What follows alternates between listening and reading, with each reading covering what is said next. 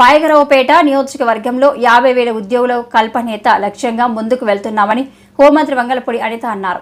Water plant ప్రారంభోత్సవంలో అనంతరం ఆమె మీడియాతో మాట్లాడారు.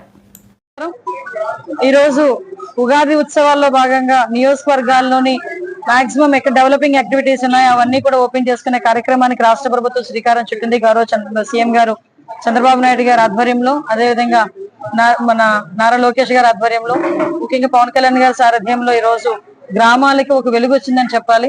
లాస్ట్ 5 years లోని కూడా ఎక్కడ వేసిన గొంగలు అక్కడే అన్నట్టుగా ఒక డ్రైన్ కట్టడం కానీ, ఒక రోడ్ వేయటం కానీ చేయని పక్షంలో ఈ రోజు కూటమి ప్రభుత్వం వచ్చిన 9 నెలల 10 నెలల కాలంలోనే సుమారుగా కొన్ని కోట్ల మేర ఈ రోజు నియోజకవర్గ స్థాయిలోనే వర్కులు జరుగుతున్నాయంటే మనందరం కూడా ఆలోచించుకోవాల్సిన అవసరం ఉంది.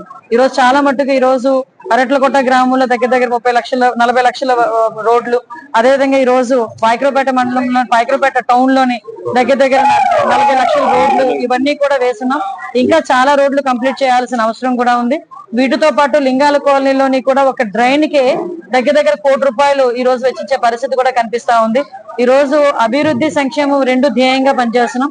ఈ రోజు గ్రామంలోకి వెళ్లేసరికి చాలా మంది లేడీస్ కూడా ముందుకొచ్చి వాళ్ళకి ఏదైతే ఈ లాస్ట్ 5 సంవత్సరాల్లో కనీసం మిషన్ కి సంబంధించి కుట్టు మిషన్లకి సంబంధించి ట్రైనింగ్ సెంటర్ కూడా లేకపోవడం, వాళ్ళు నిజంగా చాలా బాధపడి ఈ రోజు మళ్ళా పెడుతున్నందుకు దానికి గురించి కూడా వాళ్ళందరూ కూడా మా అందరికీ కూడా కృతజ్ఞతలు తెలియజేసుకోవడం అయింది.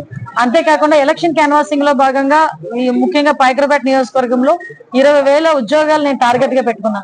కానీ గౌరవ చంద్రబాబు నాయుడు గారి దయ వల్ల 20,000 కాదు 50,000 ఉద్యోగాలు ఇవ్వడానికి కూడా ఈ రోజు మేము సిద్ధంగా ఉన్నామని గర్వంగా చెప్పగలుగుతున్నాం. ఎందుకంటే ఒక పక్క బల్క్ డ్రగ్ ఫ్యాక్టరీస్ రావటం కానీ, ఇండస్ట్రియలైజేషన్ అవ్వటం కానీ ఇవన్నీ కూడా జరిగి